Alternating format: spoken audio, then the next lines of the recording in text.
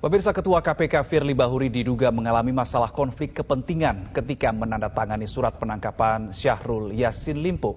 Sebabnya, Firly juga sedang dalam status terlapor dalam perkara pemerasan kepada mantan mentan tersebut. Perlahan dugaan pemerasan yang disidik Polda Metro Jaya mendekati Ketua KPK Firly Bahuri. Pada Jumat siang, penyidik Polda Metro Jaya memeriksa ajudan Firly Bahuri, Kevin Egananta. Pemeriksaan ajudan Firly ini seharusnya digelar Kamis, tapi yang bersangkutan beralasan tidak bisa hadir. Sementara, Firly Bahuri yang dilaporkan dengan dugaan pemerasan kepada mantan mentan Syahrul Yassin Limpo belum diperiksa dalam perkara di Polda Metro Jaya. Meski berstatus terlapor, Firly tak menggubris desakan mundur dari KPK dan tidak menangani perkara korupsi di Kementan. Firly malah menggunakan kuasanya sebagai Ketua KPK menangkap Syahrul Yassin Limpo. Kuasa hukum SYL, Febri Diansyah, menyebut SYL sudah siap hadir di KPK untuk diperiksa pada tanggal 13 Oktober. Tapi yang terjadi, mantan mentan itu dijemput dari apartemen di kawasan Barito, Jakarta Selatan, Kamis petang. Menurut Febri, ada kejanggalan dari Firly Bahuri karena menandatangani dua surat pada 11 Oktober 2023. Pertama, surat panggilan, dan yang kedua adalah surat penangkapan.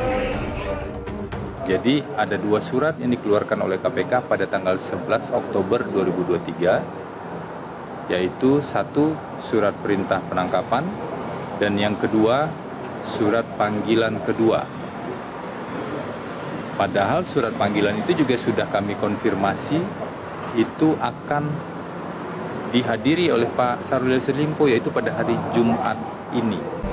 Mantan Kasatgas Penyidikan KPK Novel Baswedan dan mantan Wakil Ketua KPK Saud Situmorang sepakat ada dugaan kesewenang-wenangan yang dilakukan oleh Firly Bahuri. Menurut Novel dan Saud, jika saja tidak ada kasus pemerasan di Polda Metro Jaya, penangkapan mantan pejabat negara tidak akan kisruh.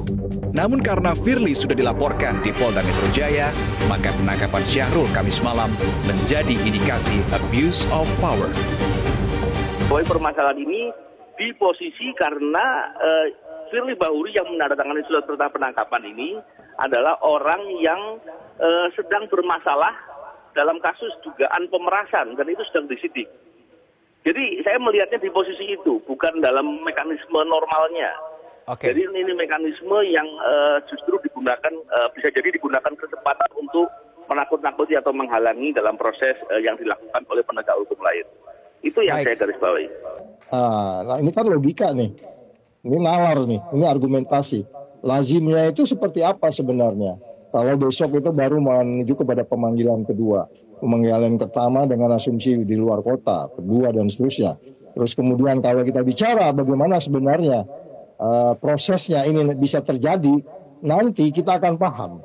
Saya ulangi, nanti kita akan paham apa yang terjadi sebenarnya di dalam sana, sehingga kemudian harus dipaksa malam ini, nanti kita akan lihat. Karena kita kan nggak tahu sekarang di dalam apa yang terjadi kan. Kita nggak tahu, tapi nanti kita akan tahu bahwa sebenarnya nggak lebih nggak bukan analisis kita nggak jauh nggak bukan itu ada persoalan transaksional, konflik of interest dan seterusnya, gitu Mbak. Jauh hari sebelum ditangkap, Syahrul menegaskan siap menghadapi proses hukum dan tidak akan lari.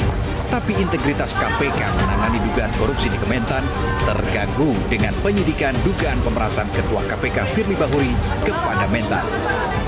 Bugis Makassar, dan rasanya harga diri jauh lebih tinggi daripada pangkat maupun jabatan.